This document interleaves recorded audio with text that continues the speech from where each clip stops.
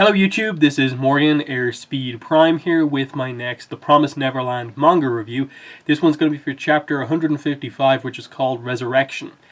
And yeah, this was an interesting chapter. I don't think it revealed many, if any, of the answers we were looking for, but, you know, the mystery of what exactly is happening here still goes on. But thankfully, we did catch up with what's been going on with Sanju and Mujika, and it just, you know, kind of confirmed to us what I think a lot of fans expected to be the case, and that they are pretty much just going around outside, curing people of the poison by using Mujika's blood, which Sanju also sort of has that kind of stabilized demon blood, or whatever you want to call it for kind of easiness sake. It's going to be weird to see how this chapter sort of like ages as we do get the reveals and so on, because on one hand it's like really interesting to see like the queen back, apparently, the kind of tease of like, is there actually a second like vital point, weak spot for like the royal family blood? Is that how she survived? And now she's sort of linked into everything, she's consumed everything in the room and has sort of been reborn from that, but in a different way.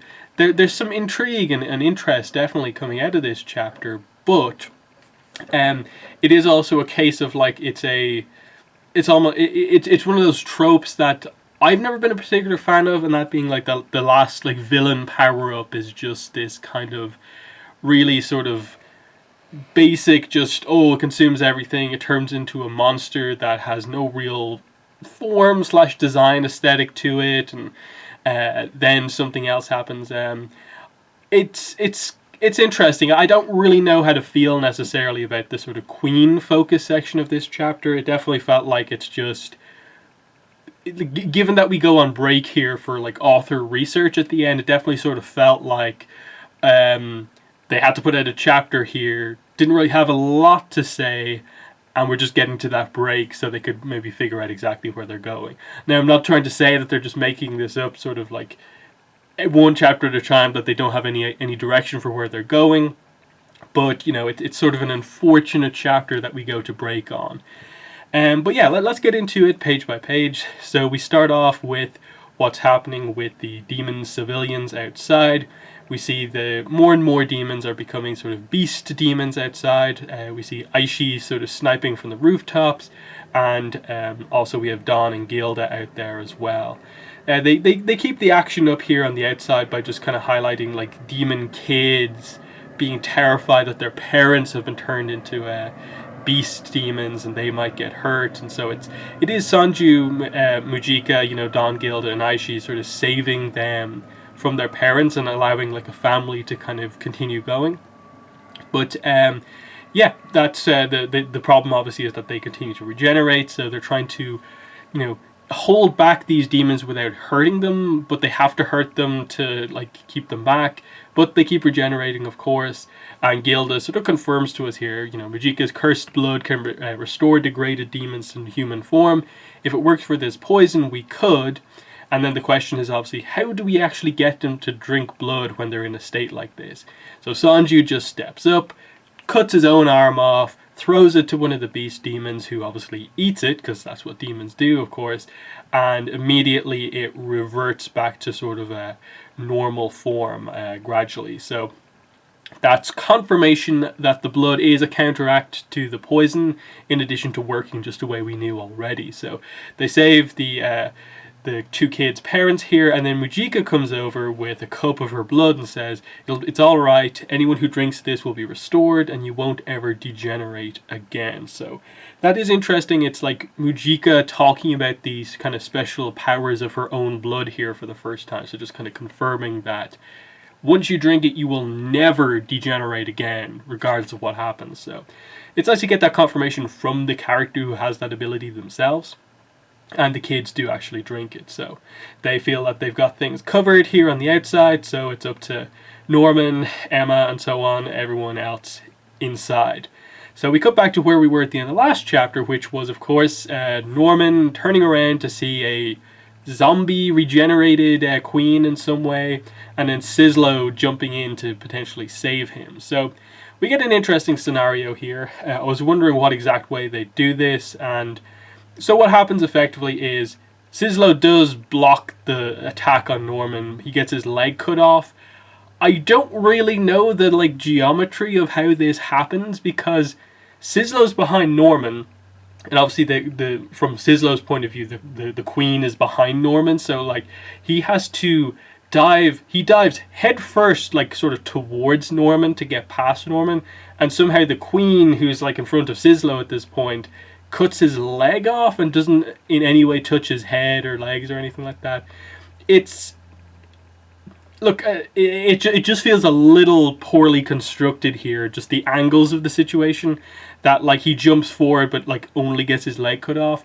It feels like, okay, for some reason they weren't willing to commit to killing Sislo off here, so they just wanted him to get a pretty bad injury. But the injury that they chose sort of didn't make a ton of sense. Why didn't he just get his arm cut off? I think that would have made a ton of sense, given that he was diving forward with his arms out.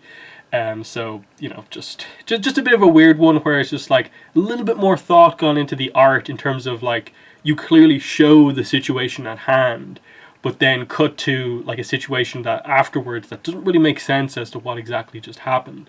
But anyway, the queen consumes Sislo's leg, and pretty much from then on out, the queen just basically expands. The queen just starts to sort of bubble and evolve, almost kind of similar in some ways to the poison stuff that was going on, but just basically tendrils of just flesh just start to spread out across the room.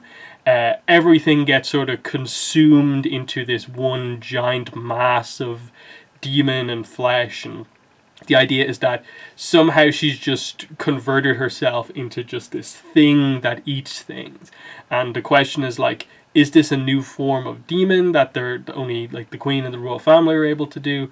But this was obviously what they were trying to avoid. We know that sort of demons eating other demons does sort of make them more powerful, and the body continues to grow, and it just gets more and more sort of grotesque looking as it just kind of increases in size, and it's just this mass of body parts.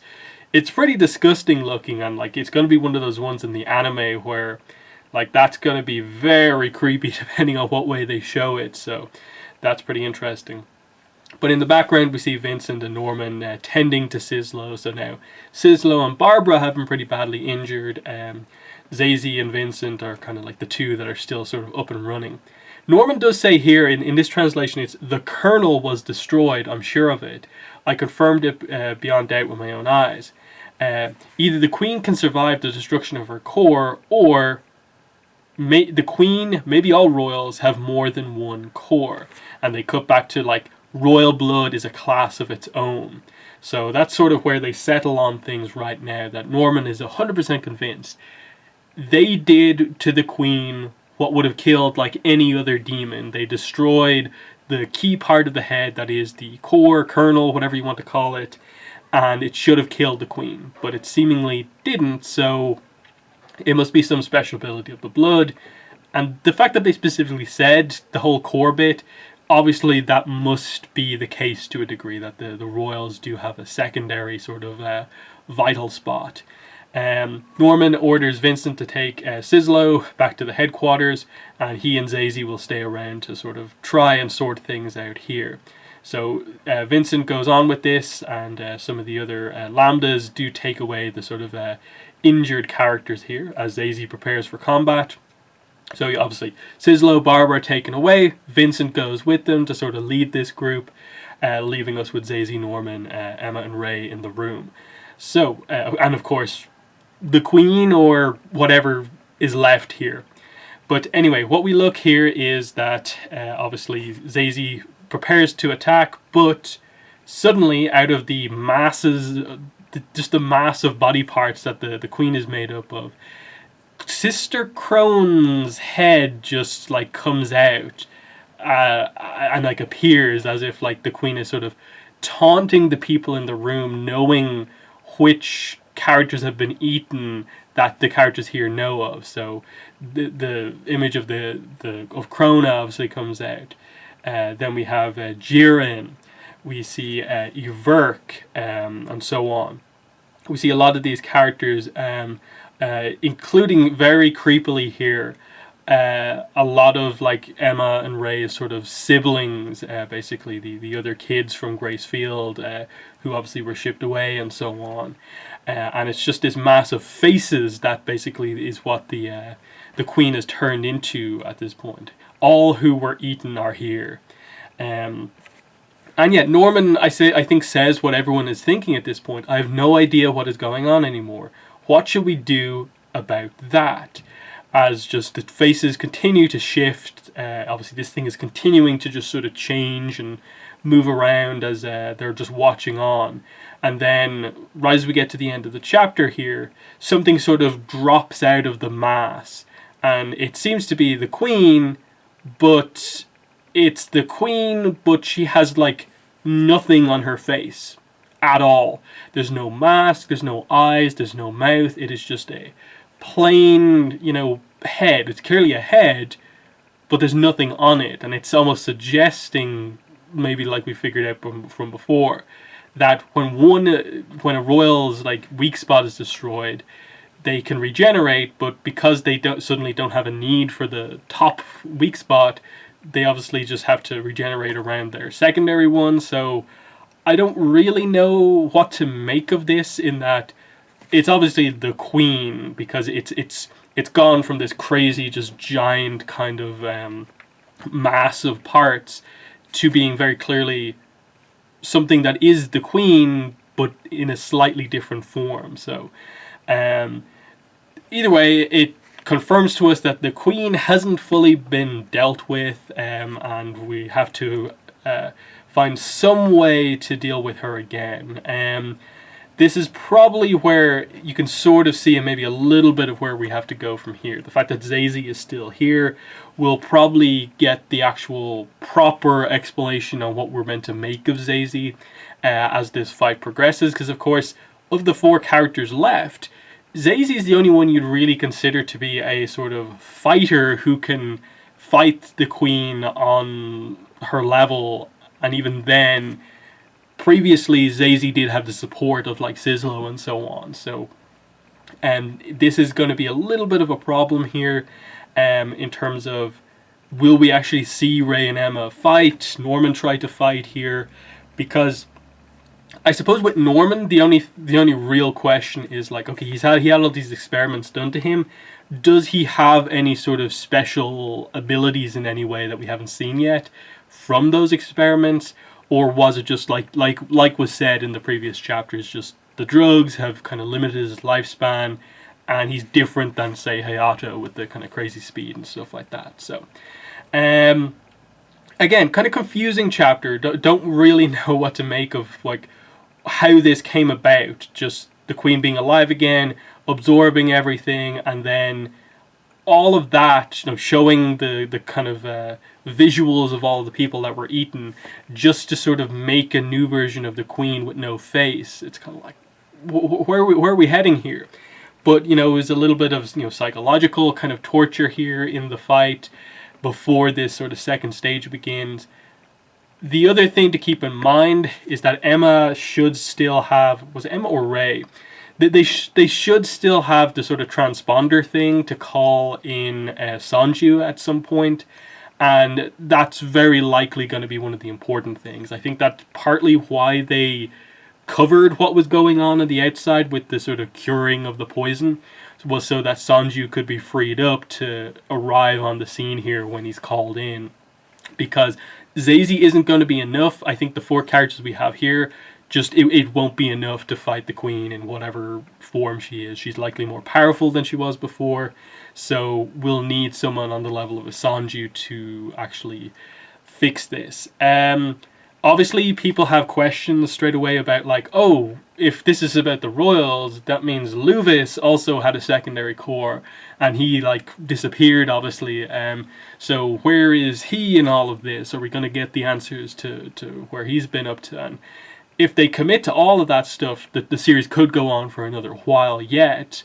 But they are also being very quick-paced about a lot of things, so it's still up in the air about just how many chapters are left.